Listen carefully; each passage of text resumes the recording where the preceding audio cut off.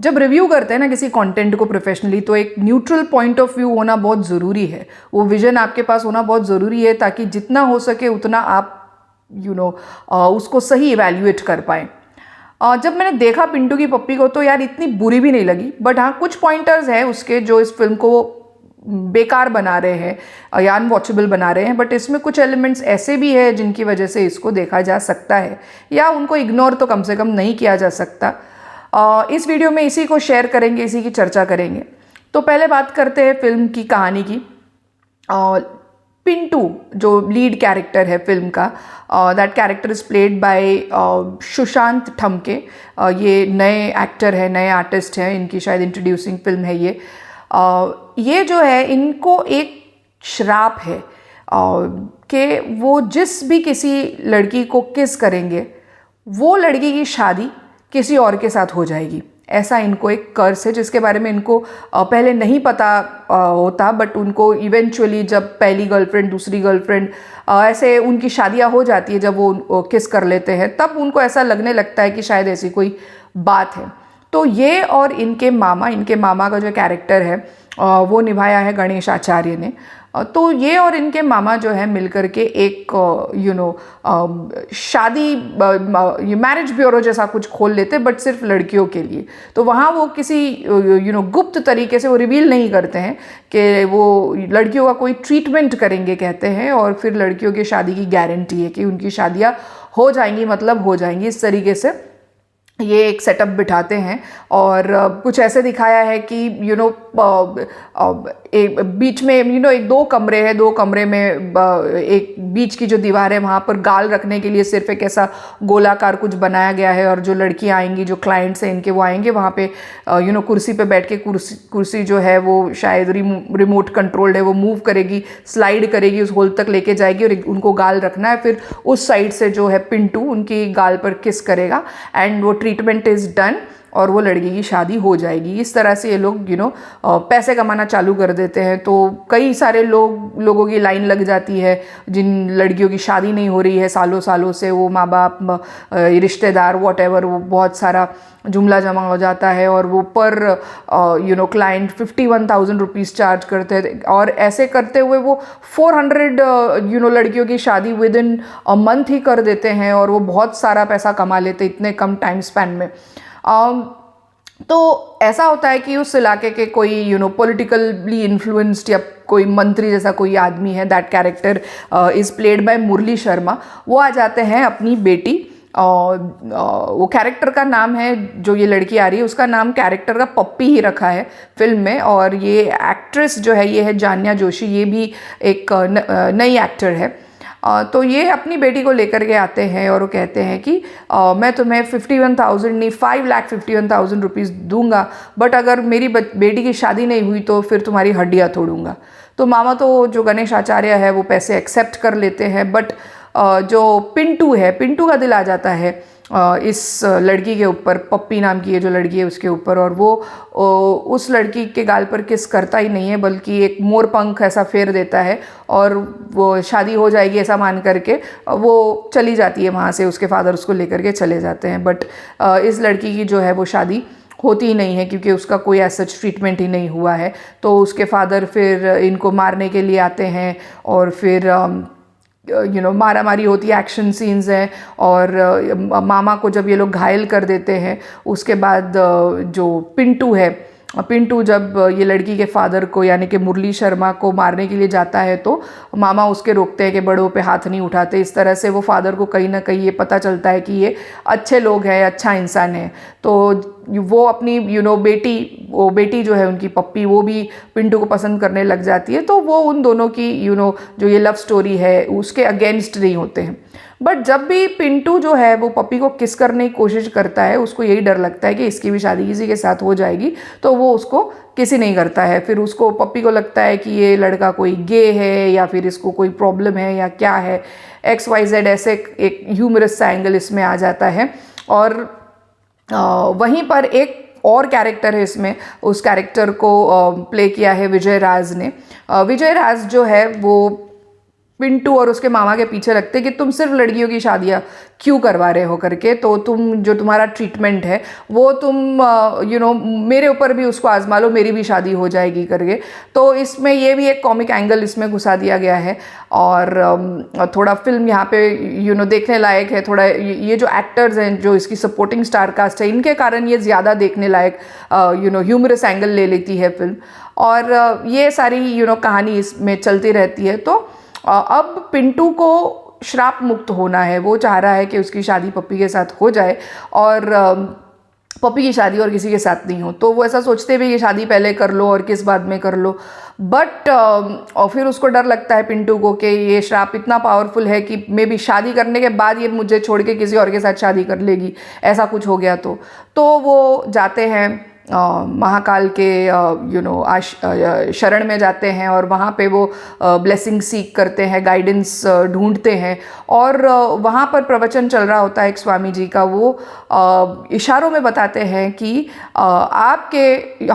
हमारे लिए बहुत आसान होता है पॉइंट आउट करना कि दूसरों ने हमारे साथ क्या बर्ताव किया, बुरा बर्ताव किया, कितना ख़राब किया, बट हमने किसी के साथ बुरा बर्ताव किया है, किसी का दिल दुखाया है, तो ये हम याद नहीं रखते। ये याद रखना बहुत मुश्किल होता है सबके लिए। ऐसा प्रवचन वहाँ पर स्वामी जी जो है वो दे रहे होते हैं। इसको सुन करके जो पिंटू है थोड़ा एनलाइटेंड फील करता है। उसको लगता है कि पास्ट में उसने एक मासूम लड़की का दिल बहुत बुरी तरह से तोड़ा है, दुखाया है। वो किसी के साथ कॉलेज में शायद रिलेशनशिप में थे और फिर उस लड़की को छोड़ करके कोई नई लड़की कॉलेज में एडमिशन लिया था उसने, उसके पीछे वो चले गए थे और इस लड़की को रोता हुआ छोड़ दिया था।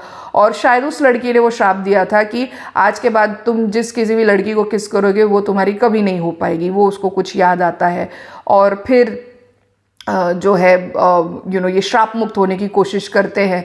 तो वहाँ मंदिर में एक 3 साल की छोटी बच्ची खोई हुई दिखाई देती है। अनाउंसमेंट होती है ऐसी बच्ची किसी को दिखाई दे, तो वो उसको ला करके वो सो एंड सो कोई जगह है वहाँ पे ले आए उसको। तो ये बच्ची जो है रोती हुई दिखती है पिंटू को। पिंटू वो लेकर के जाता है बच्ची को जिस जगह पे बताया गया है वहाँ पर स्वामी जी मिलते हैं, बोलते हैं इसकी माँ बहुत ज़्यादा चिंतित हो रही थी। और पिंटू को वहाँ दिखाई देता है कि माँ वही लड़की है जिसका दिल पिंटू ने कॉलेज के टाइम पे तोड़ा था। तो वो माफ़ी मांगता है उससे हाथ जोड़ के।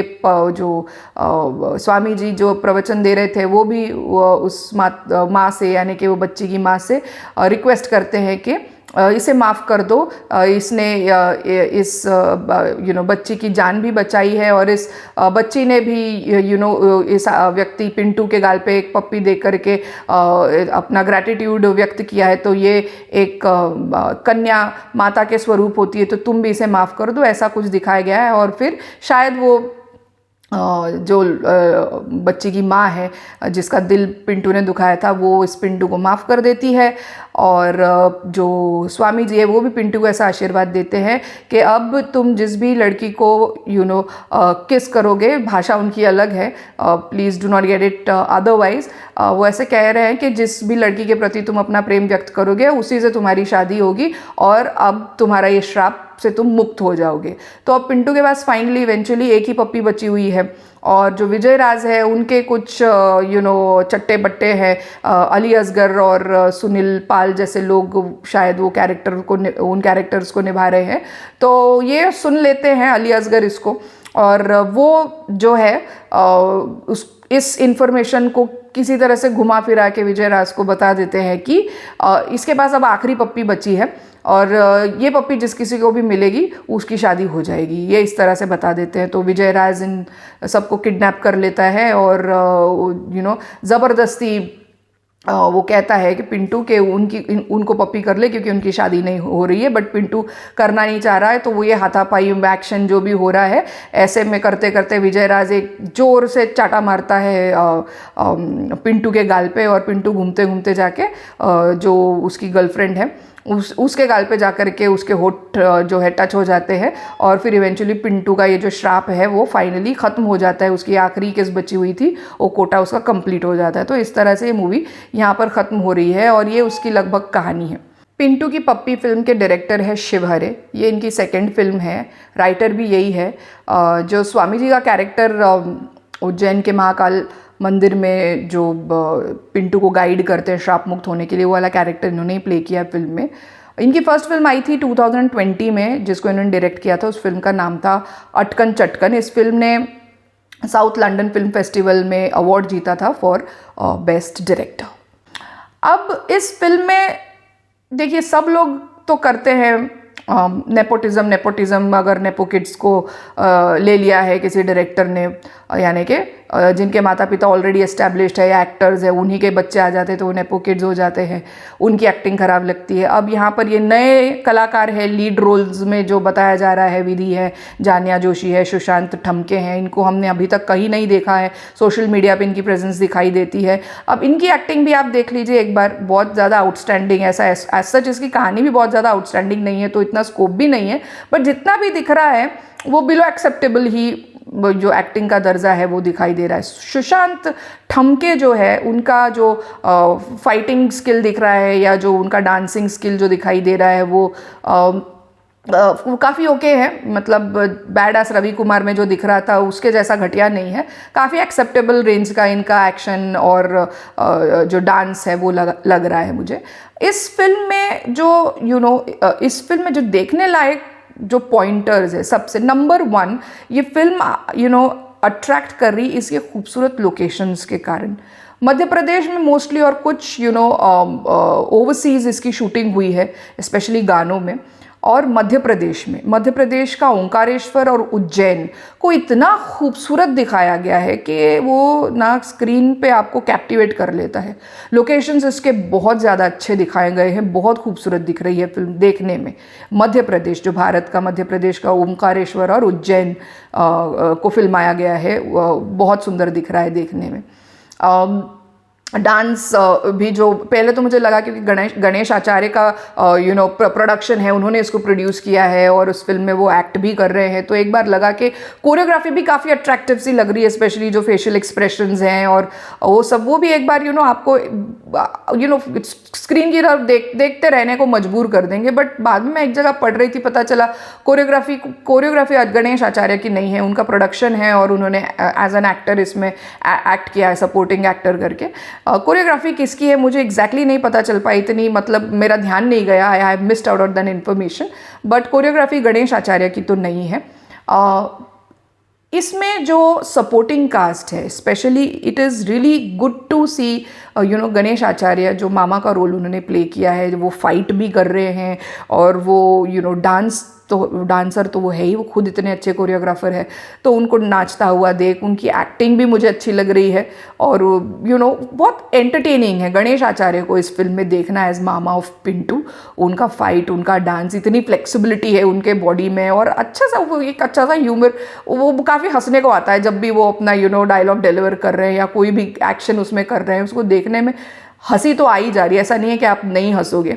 दूसरा, इसमें विजय राज का जो कैरेक्टर है और वो जो कर रहे हैं, वो इतने अच्छे एक्टर है ऑलरेडी और वो भी इसमें एक कॉमेडी एंगल लेकर के आ रहे हैं। और जो अली असगर है और मुरली शर्मा है, मुरली शर्मा का जो कैरेक्टर है वो काफ़ी अंडर यूटिलाइज्ड है, आई थिंक फिर बाद में वो फिल्म में दिखे ही नहीं, काट दिया गया है उनके रोल को, बस उतना ही उनका बहुत लिमिटेड है। तो इनके जो कैरेक्टर है मुरली शर्मा का, वो अंडर यूटिलाइज्ड है, मुझे ऐसे लगा। अली असगर का कैरेक्टर तो आई थिंक उनको वो जो कपिल शर्मा में दादी है उसी तरह का इनका एक टाइम पास कैरेक्टर है, and he is also been underutilised और स्टीरियोटाइप जैसा उनका एक कास्टिंग हो गया है। बट स्पेशली जो गणेश आचार्य और विजय राज है, इनकी वजह से ये जो फिल्म है ये इनको देखने में मज़ा आता है, इस फिल्म में हंसी आ जाती है या इनका काम देखने में आपको अच्छा लगता है एज एन ऑडियंस। बाकी फिल्म के लोकेशन मैंने कहा, मध्य प्रदेश को बहुत खूबसूरती से फिल्माया गया है।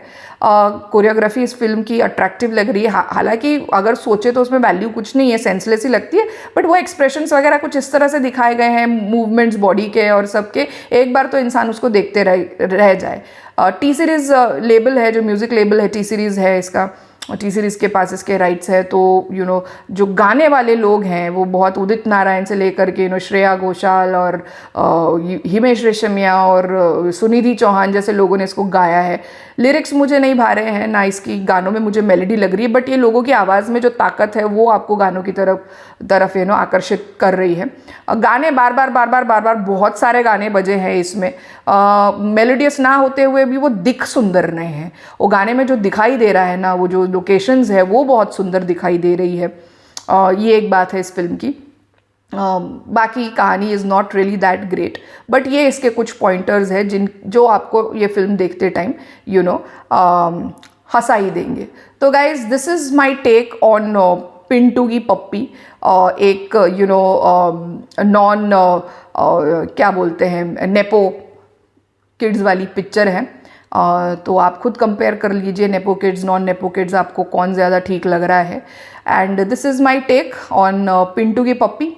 If you liked my narration, do like, share and subscribe to my channel. See you in the next video.